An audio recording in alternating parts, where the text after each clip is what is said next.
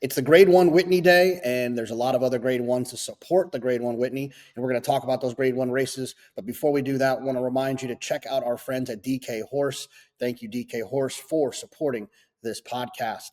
All right, it's Whitney day. We'll get to the Whitney and what I think about Fierceness and Sierra Leone, but we will start with the Fourstardave. Originally takes place normally on a week after, but they've moved it back now, so it'll take place on Whitney Day.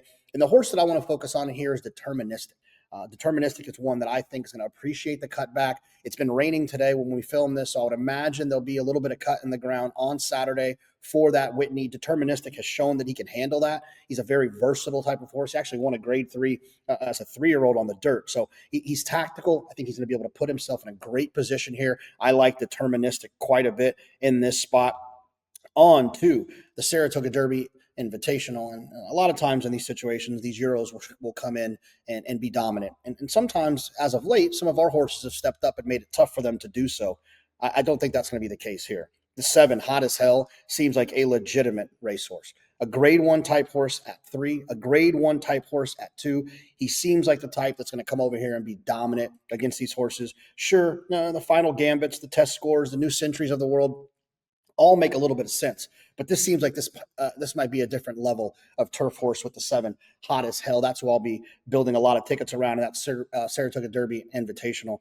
And then on to the test. One of my favorite races, the grade 1 test, 7 furlongs for the fillies, the 3-year-old fillies. And Echo Sound, the 9, looks like that horse could be very, very tough based off of that last race in the Victory Ride. But the problem is, it's probably going to be a pretty short price. I'm going to go with Ragtime, a horse for Godolphin that's down on the inside. This horse is kind of late to the 3-year-old party.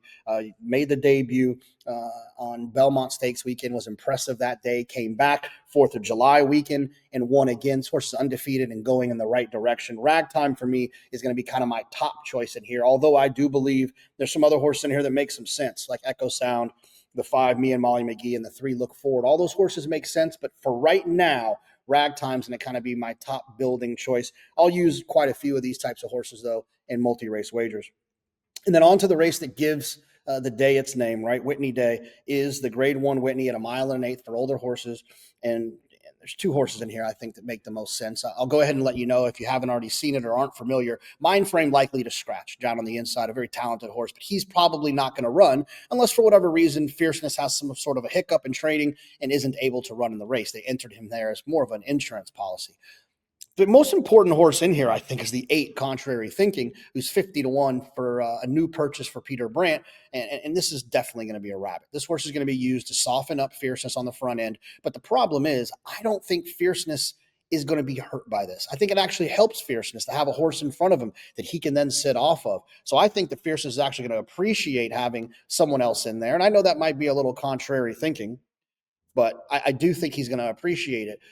It should set up nicely for Sierra Leone. I just believe in my heart and soul that Fierceness is better. And I actually think you'll get a little value on Fierceness because I think a lot of people are going to overreact to this news of the rabbit and think Sierra Leone is going to get that perfect setup like he did in the Breeders' Cup. Let's not forget, those fractions in the Breeders' Cup still almost saw Fierceness get the job done. I am team Fierceness in here, but I won't be upset if Sierra Leone is able to pull it off. Well, that's it. It's Whitney Day. Get involved. Have fun. Check out our friends at DK Horse. Make sure you download the app. We'll see you soon.